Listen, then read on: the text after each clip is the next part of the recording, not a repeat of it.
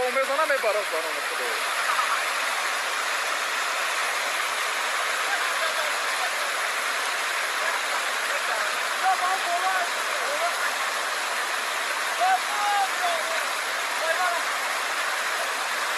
در خیلی گوه گذراندنی هم مولا نمیشه. اگر گوه نگون تا گرودم چند تا وقت را بولی او و سستی شد.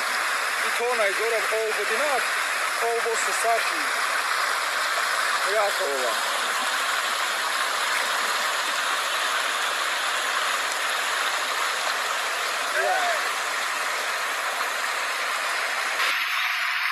خلق هم ما اومده گن او اومد. او پولیم.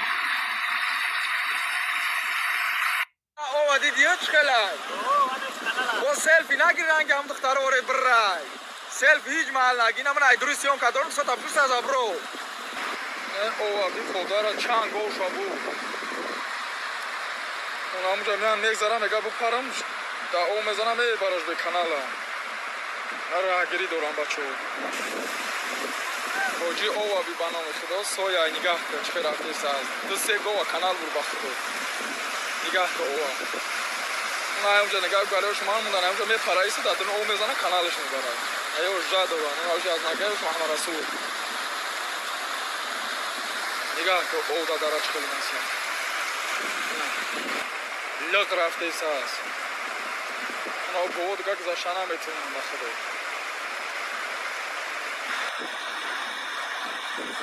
ابو احمد خطی این گواه کشاب رو ورده سن چند اول شیش بسد اول نده سد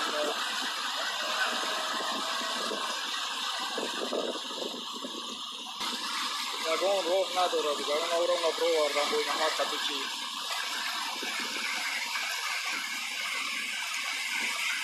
همه اینه دینا جام دیشه سن ایسه غور رفته سد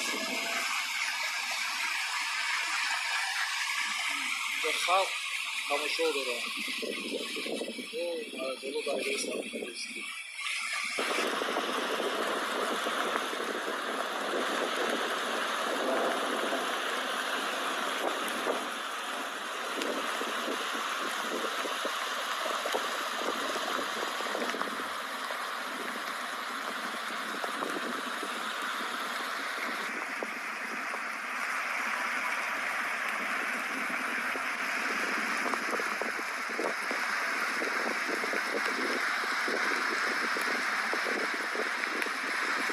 سیلا دیدی چه کل اومده ساز ندیدی؟ حاجی محمد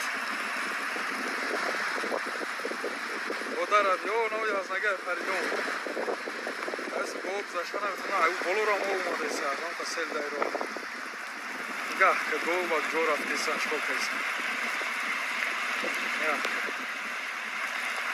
دیدی سیلا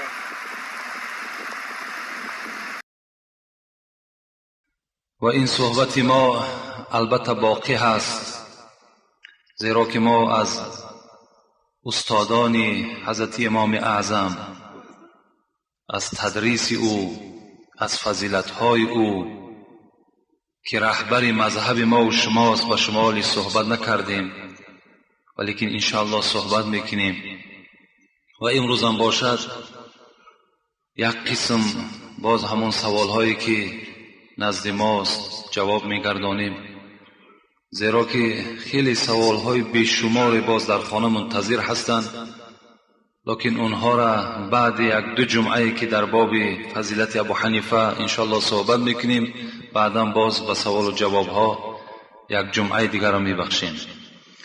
اعوذ بالله من الشیطان الرجیم بسم الله الرحمن الرحیم ولا تسعر خدك للناس ولا تمشي في الأرض مرحا إن الله لا يحب كل مختال فخور واقصد في مشيك واغضض من صوتك إن أنكر الأصوات لصوت الحمير صدق الله العظيم. آیتی که تلاوت کردم از سوره مبارکه لقمان است و آغاز این صحبتم از این آیت‌های مبارکه با آن سبب آغاز کردم که برادر به من مکتوب نویسانده است. داملای عزیز و گرامی، درود و رحمت خداوند با شما باد که بسیار از صحبت‌های شما اصلاح و درست شدیم، لکن سیوم بار شد که سوال من بی جواب میماند. آیا این شخصانی که تکبری میکنند، خواه از حساب پولداری یا وظیفه‌داری یا لباس زیبا یا ماشین زیبا و در دستها چله و در گردن بند، یا زنی که این عمل را کند چی می شود؟ بسیار لازم است جواب مکمل دهید ای فخر کلاب ما. این برادر سیوم جمعه شد در اصل راست می گوید. ما با این جمعه جواب اینه گذاشته بودیم که درباره شخصانی که تکبر هستند صحبتی داشته باشیم. این آیتی که الحال به شما تلاوت کردم، خداوند در این سوره که به نام لقمان است حکایت میکند. ولا تسعر خدک للناس، ای مردم شما با کدام نفر نباشد وقتی که پیش شما به احتیاج می آید یا وقتی می خواهد که با شما صحبت کند، شما بر روی وی روی ترش نکنید. ولا تسعر خدک للناس، این مردم هم در نزد خدا قدر دارد. اگرچه تو عالم باشی، اگرچه تو وظیفه داری، اگرچه تو مال داری، کس نمیداند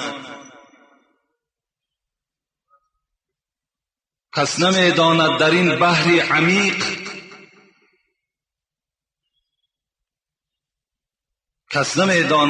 بحر عمیق، سنگریزه قدر دارد یا عقیق، کسی نمیداند.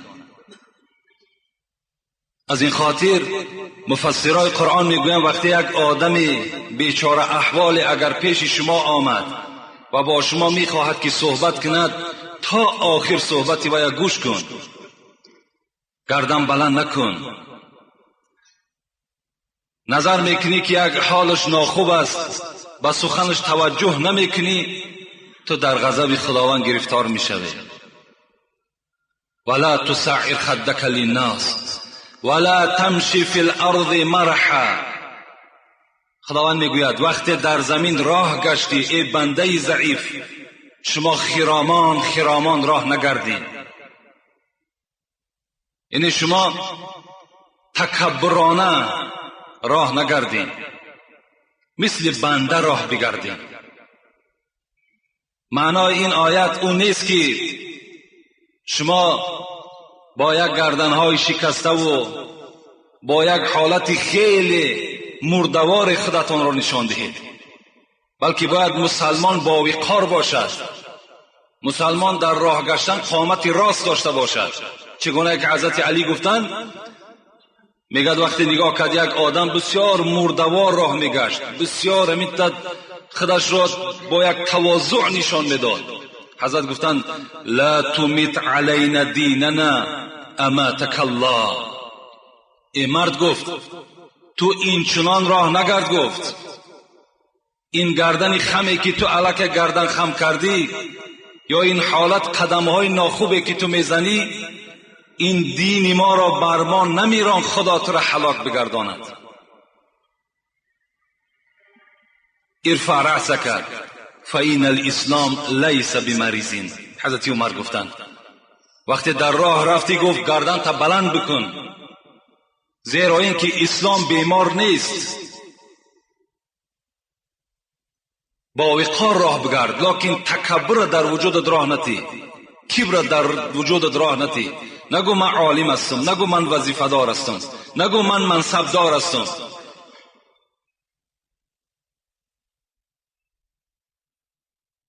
پیغمبر